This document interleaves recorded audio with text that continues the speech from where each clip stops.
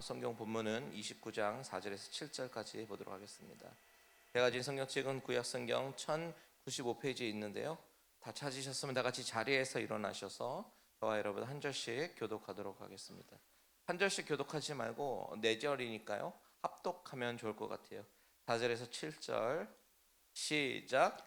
만군의 여호와 이스라엘의 하나님께서 예루살렘에서 바벨론으로 사로잡혀 가게 한 모든 포로에게 이와 같이 말씀하시니라. 너희는 집을 짓고 거기에 살며 텃밭을 만들고 그 열매를 먹으라. 아내를 맞이하여 자녀를 낳으며 너희 아들이 아내를 맞이하며 너희 딸이 남편을 맞아 그들로 자녀를 낳게 하여 너희가 거기에서 번성하고 줄어들지 아니하게 하라. 너희는 내가 사로잡혀 가게 한 그 성읍의 평안을 구하고 그를 위하여 여호와께 기도하라. 이는 그 성읍이 평안함으로 너희도 평안할 것임이라. 아멘. 아멘. 다 같이 자리에 앉으셔서 기도하겠습니다. 하나님 아버지,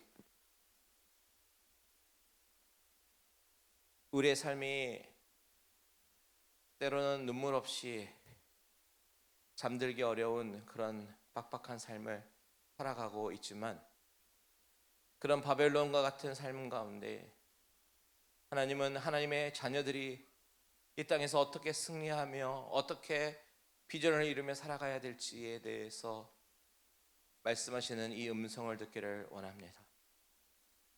하나님, 우리의 마음의 문을 열어주시고 우리의 영의 길을 열어주시고 주의 백성들에게 하나님의 한량없는 위로와 하나님의 축복이 임하게 하여 주시옵소서. 하나님의 말씀이 선포되는 이 시간 온전히 하나님만 바라보며 듣기를 원하며 살아계신 예수님의 이름으로 기도합니다. 아멘. 아멘. 자, 벌써 2월 달이 되었습니다, 여러분. 2026년도는 갈릴리 은혜교회에게 있어서 좀 특별한 한 해가 될 것 같은 그런 느낌이 들었습니다. 분기점이 될 것 같았습니다. 제 마음가짐이 새롭게 출발하는 어떤 목회의 현장처럼 느껴지는 것이 2026년도입니다. 그만큼 제 마음이 여느 때와 다르다라는 이야기예요. 그래서 그런지 목회적 방향성을 재설정하고 다시 한번 우리 교회의 비전을 확인하고 우리 교회가 어떤 모습으로 나아가야 되는지에 대해서 고민하면서 그것을 가지고 신년부터 여러분들과 몇 번 비전 설교를 나누고 있죠. 1월 달에 우리가 어떤 말씀을 나눴나 한번 상기를 해보니까 첫 번째 주에는 히브리서 말씀을 가지고 정말 믿음으로 승리하는 한 해가 되자라고 선포를 하면서 시작을 했고요. 두 번째 주에는 우리가 에스더 특세를 하면서 에스더의 말씀을 가지고 정말 우리가 생존이 아닌 승리로 나아가야 된다라는 메시지로 여러분들께 말씀을 전해드렸습니다. 그러면서 세 번째 주에는 에베소서의 말씀을 가지고 교회는 어떤 공동체냐? 교회는 가족이다. 가족과 같은 공동체가 아니라 교회는 가족이다라고 분명한 명제로 여러분들에게 말씀드렸고요. 지난주였던 1월 넷째 주의 말씀은 여러분 바벨론 기억하시죠? 느부갓네살 왕. 그 느부갓네살 왕이 꿈을 꾸고 그리고 그 꿈을 해석하는 다니엘의 그런 모습 가운데 어쩌면 우리는 그 바벨론에서 살아가고 있는 이 세속적인 삶을 살아가고 우상을 섬기는 그런 삶을 살아가고 있는 우리들일지도 모르겠는데 다니엘이 그 상황 속에서 어떻게 위기를 헤쳐나가느냐. 첫 번째 두 가지로 말씀드렸는데 첫 번째는 바로 우리 믿음의 식구들, 친구들에게 가서 기도해 달라고 얘기했죠. 그래서 기도하는 공동체. 그리고 두 번째는 그 느부갓네살 앞에서 아주 담대하게 하나님을 전하고 예수 그리스도를 전했던, 예수 그리스도라고 하는 것은 그 환상 속에서 나오는 그 태산을 얘기하는 거잖아요. 그래서 하나님을 전하고 예수를 전했던 그 담대함, 즉 우리는 바벨론과 같은 이 세상에서 정말 전도하고 선교하며 나아가는 것이 우리의 삶의 비전이다라는 것을 말씀을 드렸습니다. 여러분 다 물론 일일이 다 기억은 나시진 않겠지만 메시지의 핵심만 붙잡으셨으면 좋겠어요. 두 가지, 첫 번째는 기도하는 공동체, 두 번째는 전도하는 공동체. 저는 이것이 올해 뿐만이 아니라 앞으로 계속 우리 갈릴리 은혜교회의 비전이라고 믿습니다. 그런 공동체가 되기를 소원합니다. 그러면서 지난주 마지막에는 이런 말씀도 드렸는데요. 기억나실지 모르겠어요. 한 영혼을 품고 기도하자.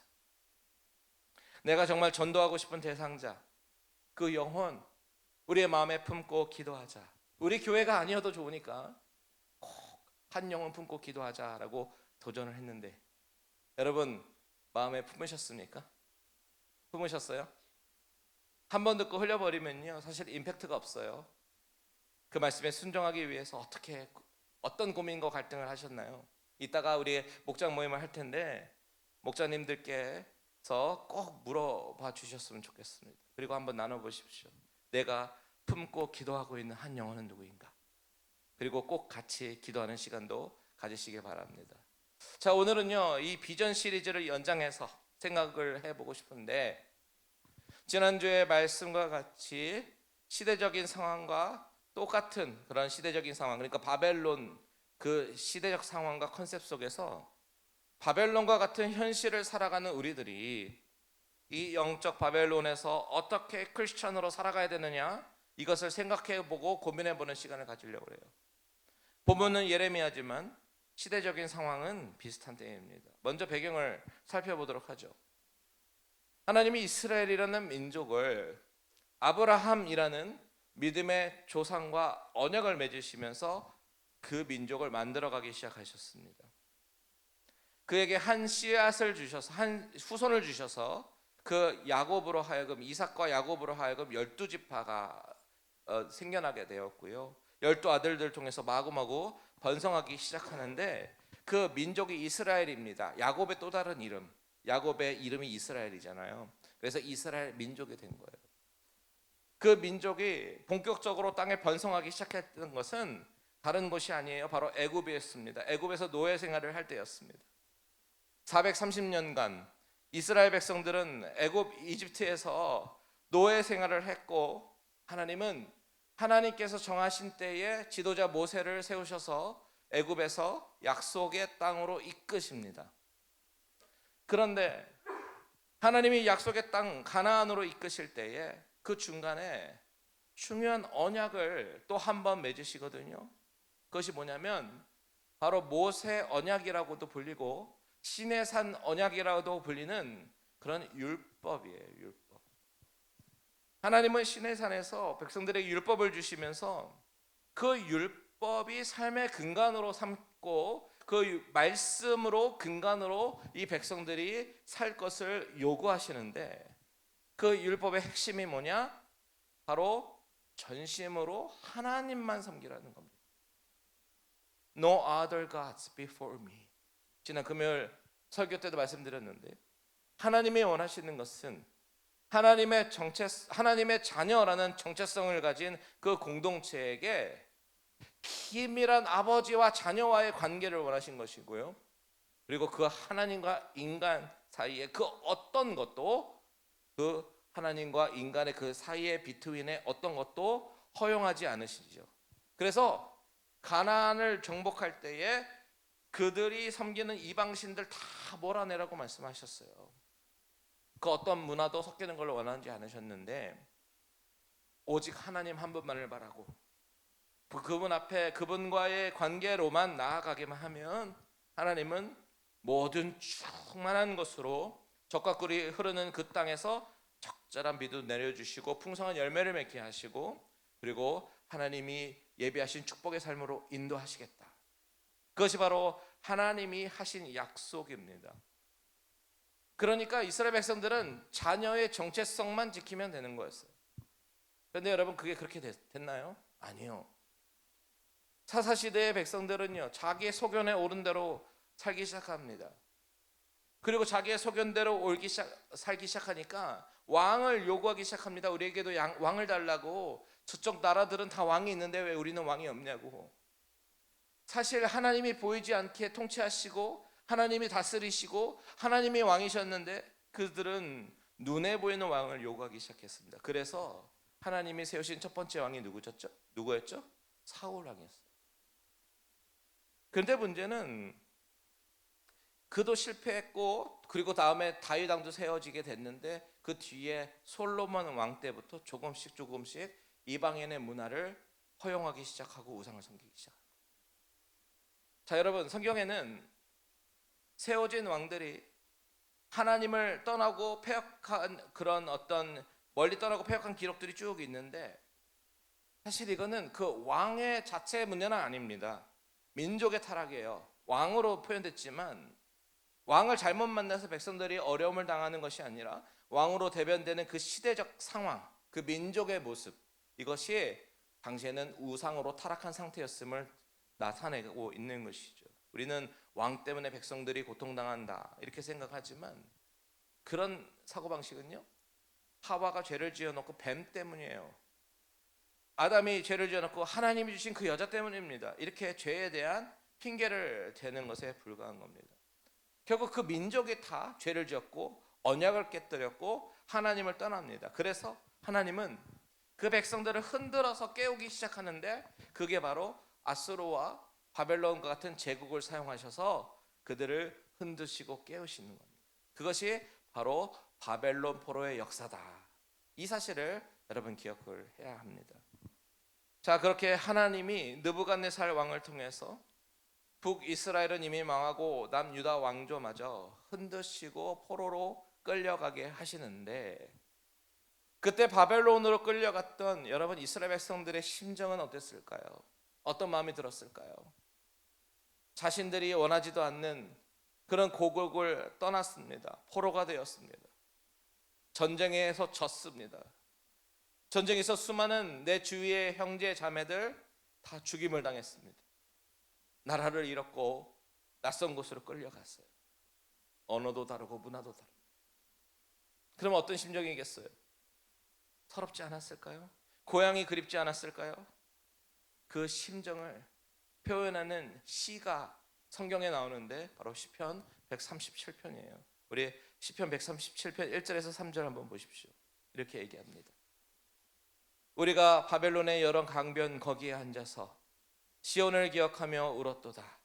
그 중에 버드나무에 우리가 우리의 수금을 걸었나니, 이는 우리를 사로잡은 자가 우리에게 노래를 청하며 우리를 황폐하게 한 자가 기쁨을 청하고 자기들을 위하여 시온의 노래 중 하나를 노래하라 하미로다.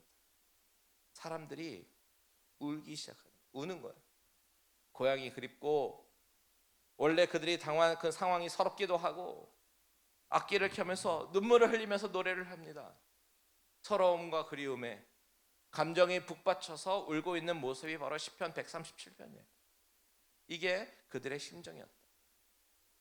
그런데 그때 하나냐라고 하는 선지자가 나타납니다. 그러면서 이런 얘기를 하는 거예요. 오늘 본문인 예레미야 29장 바로 앞장 28장에 보면 나오는데, 28장 3절과 4절 한번 보십시오. 같이 한번 읽어볼까요? 시작. 내가 바벨론의 왕 느부갓네살이 이곳에서 빼앗아 바벨론으로 옮겨간 여호와의 성전 모든 기구를 2년 안에 다시 이곳으로 되돌려오리라. 내가 또 유다의 왕 여호야김의 아들 여고니아와 바벨론으로 간 유다 모든 포로를 다시 이곳으로 돌아오게 하리니, 이는 내가 바벨론의 왕의 멍에를 꺾을 것임이라 여호와의 말씀이니라 하니라. 자, 이 하나냐라고 하는 선지자가 나타나더니 몇 년 안에요? 2년 안에 유다 모든 포로를 다시 돌아오게 하신다. 이것이 하나님의 말씀이다 라고 예언을 하는 거예요. 근데 여러분, 이것이 사실입니까? 거짓입니다. 거짓 예언을 하고 있는 거예요. 그런데 백성들은 이 사람이 거짓 선지자인지 진짜 선지자인지 알 수가 없잖아요. 구분을 할 수가 없잖아요. 그러니까 이 백성들은 이 하냐냐의 이 예언을 듣기를 좋아했을 겁니다. 이 말을 믿고 싶었을 겁니다. 그리고 믿었습니다. 아, 2년 안에 회복이 된다고? 조금만 더 버티면 되겠구나. 드디어 우리도 그리운 고향으로 가겠네. 역시 우리 하나님은 우리를 지켜주시는 분이야. 이렇게 마음껏 생각을 했을 것입니다. 그런데 여러분, 현실은 그렇지 않아요. 실상은 하나님이 예레미야를 통해서 말씀하시죠. 예레미야 29장 10절 다시 한번 다 같이 읽습니다. 시작. 여호와께서 이와 같이 말씀하시니라. 바벨론에서 70년이 차면 내가 너희를 돌보고 나의 선한 말을 너에게 성취하여 너희를 이곳으로 돌아오게 하리라. 자, 실제로 하나님의 계획은 몇 년이에요? 70년이에요.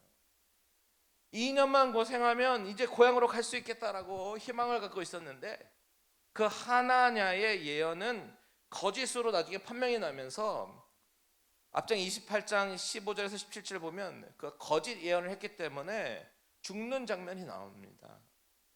거짓이었다는 거예요. 자, 여러분, 그렇다면 이때 유다 민족들의 심정은 어떤 심정이었겠습니까? 절망이겠죠. 좌절이겠죠. 2년만 고생하면 될 거라고 믿고 싶었는데 실상은 하나님이 70년의 세월을 지나야 회복하시겠다라고 얘기하시니까 얼마나 절망스럽겠습니까? 그런데 하나님은요, 이것을 절망으로 해석하시는 것이 아니라, 재앙으로 해석하시는 것이 아니라, 사랑하는 자녀들아, 이것은 재앙이 아니란다. 이것은 평안이야. 이것은 미래와 희망이야. 이렇게 말씀하십니다. 우리 11절 한번 보겠습니다. 11절 같이 읽습니다. 시작. 여호와의 말씀이니라. 너희를 향한 나의 생각을 내가 아나니 평안이요 재앙이 아니니라. 너희에게 미래와 희망을 주는 것이니라. 여러분, 하나님은 백성들의 눈에 보이는 이 현실이 재앙이 아니래요. 절망이 아니래요. 분명히 우리 인간의 시각으로 볼 때는 절망입니다. 포로로 잡혀온 것도 너무나도 서글픈데 그것도 70년이나 있어야 된다는 것이 절망이 아니면 무엇이겠어요? 그런데 하나님은 너희를 향한 내 생각을 나는 너무나도 잘 아는데 이것은 절망이 아니라 미래와 희망을 주는 거다라고 얘기했죠. 여러분, 이 구절에서 이 생각이라는 이 단어 말이죠. 이 생각이라는 단어를 원어로 보면 마하샤바라는 그런 히브리어가 쓰였는데, 이 단어의 뜻은 생각이라는 뜻도 있지만 계획이라는 뜻도 있고 목적이라는 뜻도 있고 의도라는 뜻도 있어요. 그러니까 하나님이 말씀하시는 것은 너희를 향한 나의 목적과 의도가 있다, 이렇게 말씀하시는 거예요.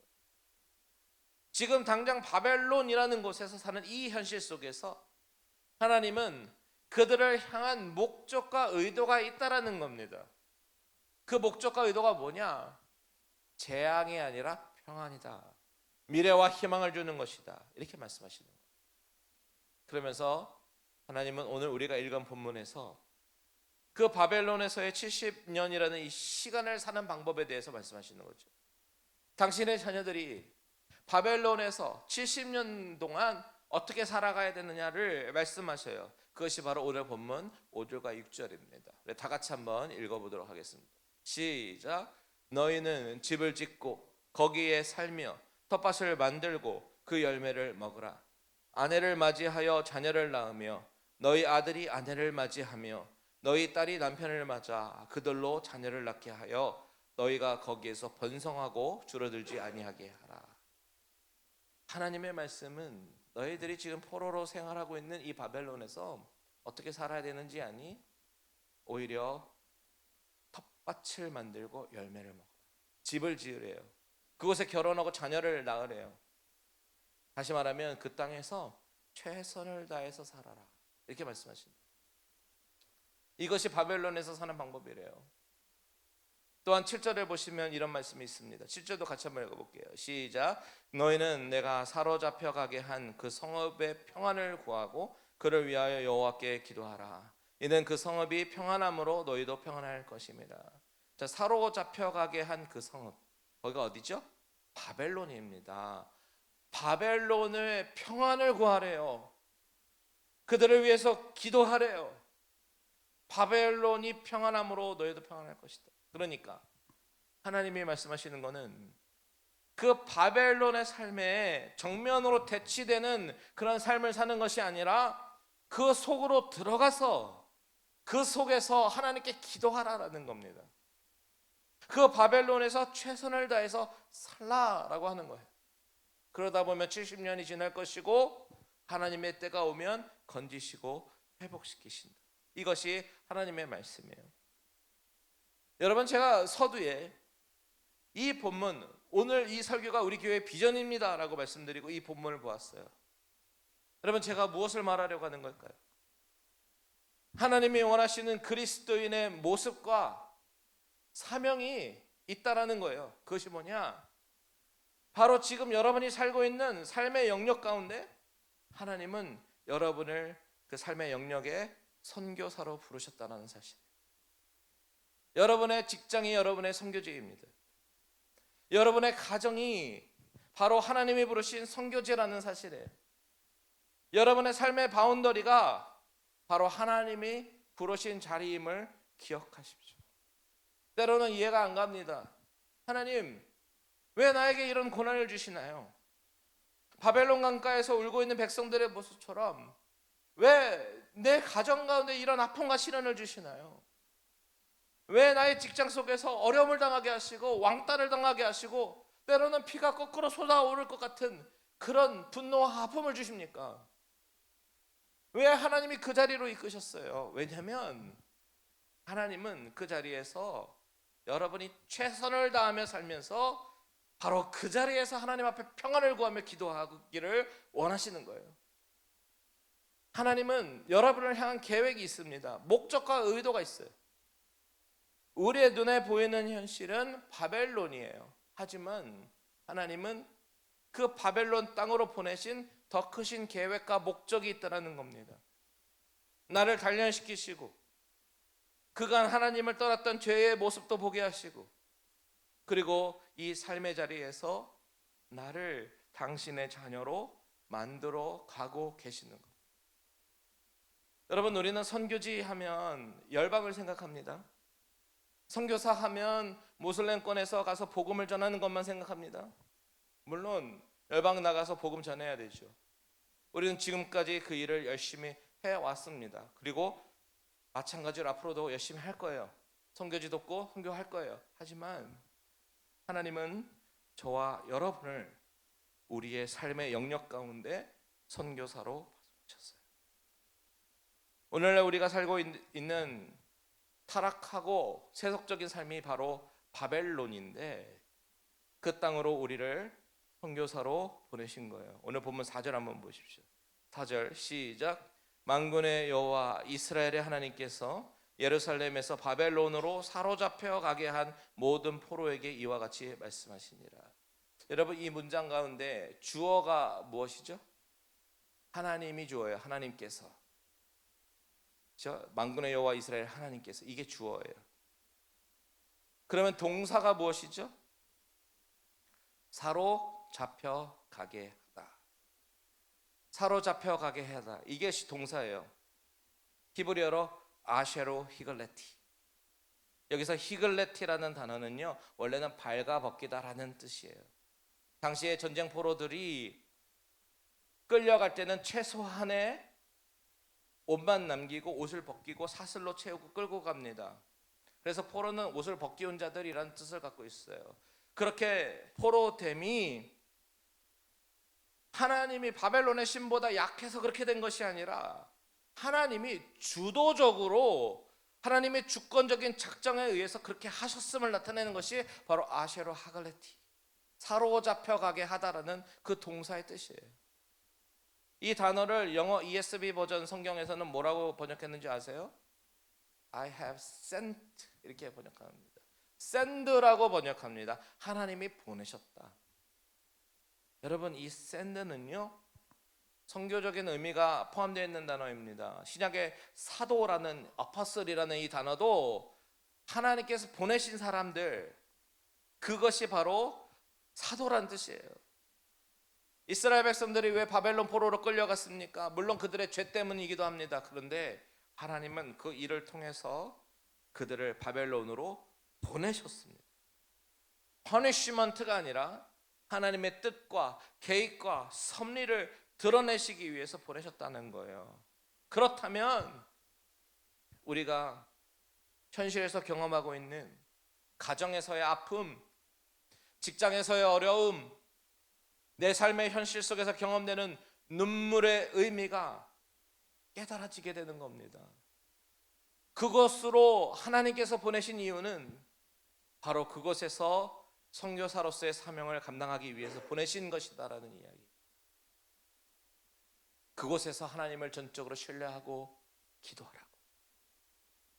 그곳에서 탈출할 생각하는 것이 아니라 바로 그 자리에서 무릎 꿇고 기도하라고 하나님께서 보내신 거예요. 참 부끄럽지만 우리는요, 많은 경우에 어려움 당하면요, 가장 먼저 생각하는 옵션이 바로 탈출이라는 옵션을 먼저 생각합니다. 가정에서 문제가 생기면 헤어지는 게 답이라고 생각합니다. 직장에서 문제가 생기면 사직서 내면 답이라고 생각합니다. 교회에서 어려움이 생기면 교회 옮기면 되지, 이렇게 생각합니다. 그런데 하나님이 오늘 이 말씀을 통해서 우리에게 주시는 것은 아니다. 그것은 탈출하는 것이 아니라 그것은 부르심의 자리이고 무릎의 자리이고 기도의 자리이고 하나님의 선하심을 신뢰하는 자리다, 이렇게 말씀하시는 거예요. 특별히 여러분, 사명자, 리더 부르신 곳에서 끝까지 하나님을 예배하십시오. 끝까지 하나님의 선하심을 신뢰하고 기도하십시오. 그것이 여러분을 보내신 하나님의 목적과 사명을 감당하는 선교사의 직분인 거예요. 저는 이 자리에 계신 여러분들이 너무나도 감사한 이유가, 교회에 어려움이 있을 때 가장 쉽게 선택할 수 있었던 옵션이 교회를 떠나는 것임에도 끝까지 예배의 자리, 기도의 자리를 지켜주셔서 너무나도 감사합니다. 이제 그 인내함이 여러분의 가정과 여러분의 직장에서도 일어나기를 축복합니다. 신앙의 여정은요, 인내입니다. endurance. 주님이 오시는 그날까지 버티고 견디는 것이 바로 신앙이라고요. 이렇게 부르신 곳에서 우리가 예배하며 기도하며 전심으로 하나님을 찾고 구할 때에 하나님은 약속하십니다. 11절에서 14절입니다. 같이 한번 읽어보겠습니다. 시작. 나 여호와가 말하노라. 너희를 향한 나의 생각은 내가 하나니 재앙이 아니라 곧 평안이요 너희 장래에 소망을 주려 하는 생각이라. 너희는 내게 부르짖으며 와서 내게 기도하면 내가 너희를 들을 것이요 너희가 전심으로 나를 찾고 찾으면 나를 만나리라. 나 여호와가 말하노라. 내가 너희에게 만나겠고 너희를 포로된 중에서 다시 돌아오게 하되 내가 쫓아보내었던 열방과 모든 곳에서 모아 사로잡혀 떠나게 한 본 곳으로 돌아오게 하리라. 여호와의 말이니라 하셨느니라. 아멘. 아멘. 여러분, 너무나도 큰 위로 아니에요? 하나님께 와서 부르짖고 기도하면 들으신대요. 전심으로 찾고 찾으면 만나 주시겠대요. 그리고 모든 것을 회복시켜 주시겠다, 약속하시는 거예요. 여러분, 이게 정말 엄청난 축복의 말씀입니다. 2년이 아니라 70년이라고 절망의 상황처럼 보이지만 하나님은 그 자리를 향한 계획이 있으셔서 우리를 부르신 목적이 있는 거예요. 그리고 그 직분을 감당할 수 있는 방법, 첫 번째는 그 부르신 곳에서 최선을 다해서 살아야 되는 거죠. 집을 짓고 전원을 만들고 밭을 갈고 아이를 낳고 부르시는 곳에서 최선을 다해야 하는 겁니다. 두 번째는 기도예요. 기도. 7절에 그 성읍의 평안을 위하여 기도하라. 바벨론을 위해서 기도하라라는 거예요. 부르신 자리를 위해서 기도하라는 거예요. 가정을 위해서 기도해야 되고 직장을 위해서 기도해야 되고 나를 힘들게 만든 그 상황, 나를 힘들게 만든 그 상대방 사람을 위해서 기도하라라는 겁니다. 그러면서 하나님의 계획과 섭리를 우리가 인정하고 신뢰하면서 부르짖으면 하나님은 우리의 기도를 들으시고 모든 것을 회복시키신다라고 약속하시는 겁니다. 말씀을 맺겠습니다. 여러분은 선교사입니다. 여러분이 계신 곳이 바로 하나님께서 부르신 곳이에요. 하나님의 부르심에는 결코 실수와 후회가 없으십니다. 눈물의 골짜기를 바로 기도와 소망으로 바꾸셔서 하나님의 뜻을 이뤄드리는 저와 여러분들 다 되시기를 주님의 이름으로 축원드립니다. 같이 기도하겠습니다.